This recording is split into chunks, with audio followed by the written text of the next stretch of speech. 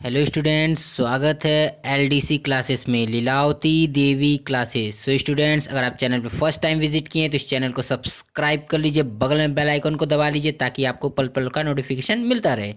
So students, आज हम लोग इस वीडियो में व्यापारिक बैंक, कॉमर्शियल बैंक के बारे में क्या करेंगे, स्टडी करेंगे। ठीक है स्टूडेंट्स, अगर आपको वीडियो पसंद आए तो आप वीडियो को लाइक करिए, अपने फ्रेंड्स के साथ शेयर करिए। ठीक है स्टूडेंट्स, आज हम लोग इस वीडियो में कॉमर्शियल बैंक यानी कि व्यापारिक बैंक के बारे में क्या करेंगे, स्टडी करेंगे। ठीक है स्टूडेंट्स, देखिए पहला टॉपिक व्यापारिक बैंक का आशय है। देखिए स्टूडेंट, व्यापारिक बैंक है क्या, अब हम लोग उसको स्टडी करेंगे। हमारे देश में व्यापारिक बैंक से आशय उन बैंकों से है जिनकी स्थापना भारतीय बैंकिंग अधिनियम के अंतर्गत होती है। इन बैंकों का संबंध आज के आधुनिक व्यापार वाणिज्य से अत्यंत अत्यंत गहन होता है। देखिए स्टूडेंट्स, व्यापारिक बैंक क्या होता है? व्यापारिक बैंक एक ऐसा बैंक होता है जिनका भारतीय बैंकिंग अधिनियम के अंतर्गत क्या हुआ है, पंजीकरण हुआ है। ठीक है स्टूडेंट्स, देखिए पंजीकरण का मतलब होता है रजिस्ट्रेशन। ठीक है, ऐसे बैंक क्या कहलाते हैं, व्यापारी बैंक कहलाते हैं। ये बैंक व्यापारिक कार्यों के लिए ऋण देते हैं। देखिए स्टूडेंट, व्यापारिक बैंक एक ऐसा बैंक होता है जो कि क्या होता है, भारतीय बैंकिंग अधिनियम के अंतर्गत क्या होता है, उसका रजिस्ट्रेशन हुआ रहता है, स्थापना हुआ रहता है, इस्टेब्लिशमेंट हुआ रहता है। ठीक है स्टूडेंट्स, ये बैंक क्या करते हैं, व्यापारिक कार्यों। ठीक है स्टूडेंट्स, ये बैंक क्या करते हैं, व्यापारिक कार्य का मतलब क्या होता है, किसी भी व्यापार के उद्देश्य से कार्य किया गया कार्य क्या कहलाता है, व्यापारिक कार्य। ठीक है, उसके लिए क्या देते हैं, ऋण देते हैं स्टूडेंट्स। ऋण का मतलब होता है लोन, या फिर आप क्या कर सकते हैं, क्रेडिट भी कह सकते हैं। ठीक है, तो ऐसे बैंक क्या कहलाते हैं, व्यापारिक बैंक कहलाते हैं। ठीक है स्टूडेंट्स, देखिए परिभाषा में बैंक की परिभाषा देखिए, बैंक व्यापारिक बैंक तो आप लोग जान ही गए। अब उसके परिभाषा मतलब बैंक के परिभाषा को देख लीजिए।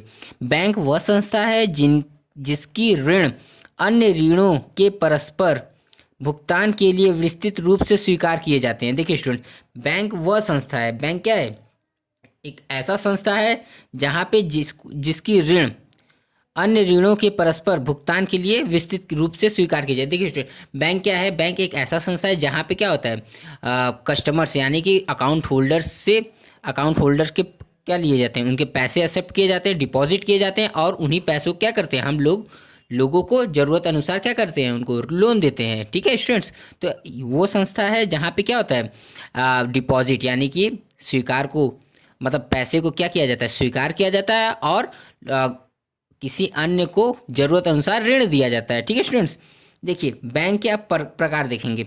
भारतीय व्यापारिक बैंकों को निम्न दो भागों में बांटा गया। देखिए स्टूडेंट, भारतीय बैंक को क्या किया गया, दो भागों में बांटा गया है। ठीक है, व्यापारिक बैंक को क्या किया गया है, दो भागों में बांटा गया। पहला अनुसूचित बैंक, दूसरा गैर अनुसूचित बैंक। ठीक है स्टूडेंट्स, इसको हम लोग टॉपिक वाइज देखेंगे। पहला देखिए अनुसूचित बैंक। अनुसूचित बैंक का मतलब क्या होता है, देखिए यह वे बैंक होते हैं जिनका नाम रिजर्व बैंक की द्वितीय सूची में दर्ज होता है। देखिए स्टूडेंट, द्वितीय अनुसूची का मतलब होता है कि अनुसूचित बैंक एक ऐसे बैंक होते हैं जिसका रजिस्ट्रेशन आरबीआई के द्वितीय अनुसूची में हुआ हो। ठीक है, द्वितीय अनुसूची का मतलब क्या होता है, उसका पंजीकरण उसका क्या हुआ है, पंजीकरण द्वितीय अनुसूची में हो, दर्ज हो मतलब क्या हो, लिखा हुआ हो। तो ऐसे बैंक क्या कहलाएंगे, अनुसूचित बैंक कहलाएंगे। ठीक है, इन बैंकों पर रिजर्व बैंकों का नियंत्रण होता है तथा रिजर्व बैंक इन बैंकों को अनेक सुविधा प्रदान करता है। देखिए स्टूडेंट, अनुसूचित बैंक तभी होता है, कोई भी कॉमर्शियल बैंक, व्यापारिक बैंक अनुसूचित बैंक तब कहलाता है जब उसका आरबीआई के द्वितीय अनुसूची में क्या हो, नाम दर्ज हो। ठीक है स्टूडेंट्स, तो वो अनुसूचित बैंक कहलाते हैं। ठीक है स्टूडेंट्स, वो क्या कहलाते हैं, अनुसूचित बैंक कहलाते हैं। ठीक है, और अगर एक बार आरबीआई के आर्टिकल यानी कि द्वितीय अनुसूची में क्या है, दर्ज हो जाएगा, तो जितने भी आरबीआई की तरफ से सुविधा है इन अनुसूचित बैंकों को क्या किया जाएगा, प्रोवाइड किया जाएगा। ठीक है स्टूडेंट, तो ऐसे बैंक क्या कहलाते हैं, अनुसूचित बैंक कहलाते हैं। दूसरा पॉइंट देखिए स्टूडेंट्स, गैर अनुसूचित बैंक। गैर अनुसूचित बैंक क्या होते हैं, यह वे बैंक हैं जिनका नाम रिजर्व बैंक के द्वितीय अनुसूची में दर्ज नहीं होता। इन बैंकों को रिजर्व बैंक यहाँ पे कर लीजिएगा स्टूडेंट्स, रिजर्व बैंक सुविधा नहीं प्रदान करता। देखिए स्टूडेंट, गैर अनुसूचित बैंक एक ऐसा बैंक होता है जो कि भारतीय रिजर्व बैंक अधिनियम के तहत उसका क्या होता है, द्वितीय अनुसूची में लेख यानी कि दर्ज नहीं होता है। और ये क्या होते हैं, आरबीआई से रिलेटेड जितने भी फैसिलिटी होते हैं कॉमर्शियल बैंक को, वो क्या होते हैं, उनको नहीं प्रदान किए जाते, उनको प्रदान नहीं किया जाते। तो ऐसे बैंक क्या कहलाते हैं, गैर अनुसूचित बैंक। ठीक है, उनका कोई भी रिकॉर्ड आरबीआई के पास नहीं होता। वो रिजर्व बैंक के द्वितीय अनुसूची में भी अब उनका लेख नहीं है। ठीक है स्टूडेंट्स, तो और उनको कोई भी सुविधा प्रदान नहीं होती। ठीक है स्टूडेंट, तो ऐसे बैंक क्या कहलाएंगे, गैर अनुसूचित बैंक कहलाएंगे। रिजर्व बैंक की सुविधाएं देखिए स्टूडेंट्स। अब रिजर्व बैंक एक कॉमर्शियल बैंक को क्या क्या सुविधा देता है। पहला देखिए स्टूडेंट्स, रिजर्व बैंक आवश्यकता अनुसार अनुसूचित बैंकों को बैंक दर पर ऋण प्रदान की सुविधा देता है। देखिए स्टूडेंट, बैंक दर क्या होता है, देखिए पहले इस टॉपिक को समझ लीजिए।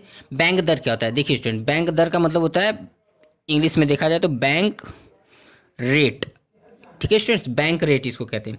देखिए, बैंक दर एक ऐसा दर होता है जब आरबीआई कॉमर्शियल बैंक को, देखिए स्टूडेंट ध्यान समझिएगा यहाँ पे देखिए, बैंक दर का मतलब होता है जब, बैंक दर एक ऐसा दर है जब आरबीआई यानी कि रिजर्व बैंक ऑफ इंडिया, ठीक है, अपने कॉमर्शियल बैंक को, किसको, कॉमर्शियल बैंक को जिस रेट से लोन प्रोवाइड कराता है, ठीक है, लोन का मतलब होता है ऋण, क्रेडिट प्रदान करता है, तो उसको क्या कहते हैं, बैंक दर कहते हैं, यानी कि बैंक रेट। ठीक है स्टूडेंट्स, तो अब टॉपिक पे आ जाइए।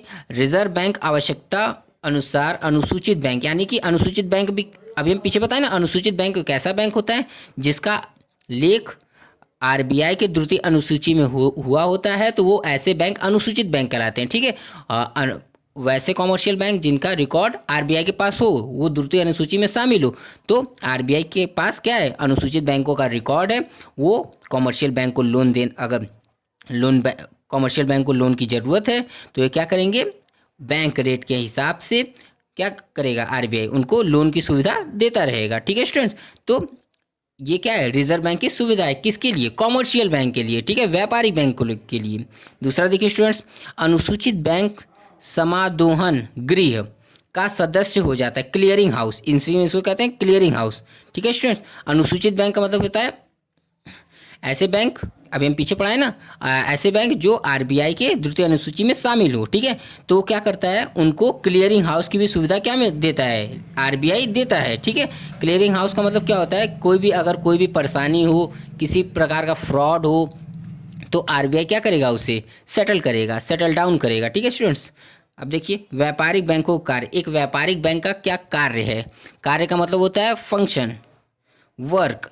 ठीक है, तो व्यापारिक बैंक क्या क्या काम करता है, पहला देखिए जमा प्राप्त करना, हम बताए ना, पीछे हम बताए थे, पीछे वाले टॉपिक पे, व्यापारिक बैंक क्या करता है, हमारे डिपॉजिट्स को, यानी कि जो अकाउंट होल्डर हैं बैंक के, जो अकाउंट होल्डर हैं, जो अपना खाता खुलवाए हैं, ठीक है, तो क्या करेगा, उनका जमा स्वीकार करेगा।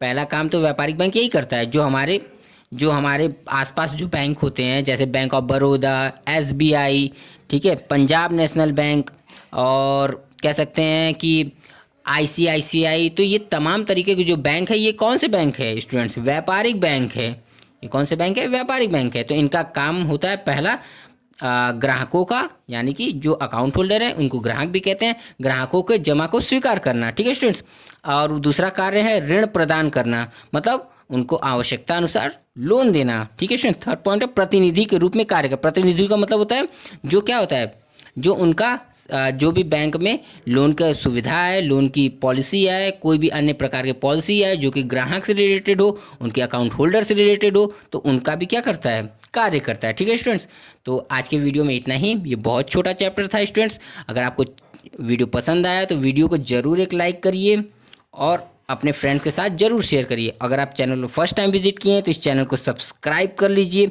बगल में बेल आइकन को दबा लीजिए। अब स्टूडेंट्स बेल आइकन को ऑल पे क्लिक करिएगा। ठीक है स्टूडेंट्स, ऑल पे क्लिक करिएगा ताकि आपको पल पल का नोटिफिकेशन मिलता रहे। तो ठीक है स्टूडेंट्स, तो आज के लिए इतना ही। ठीक है स्टूडेंट्स, हम लोग अब नेक्स्ट वीडियो में मिलेंगे नेक्स्ट टॉपिक के साथ। ठीक है स्टूडेंट्स, आज के लिए इतना ही।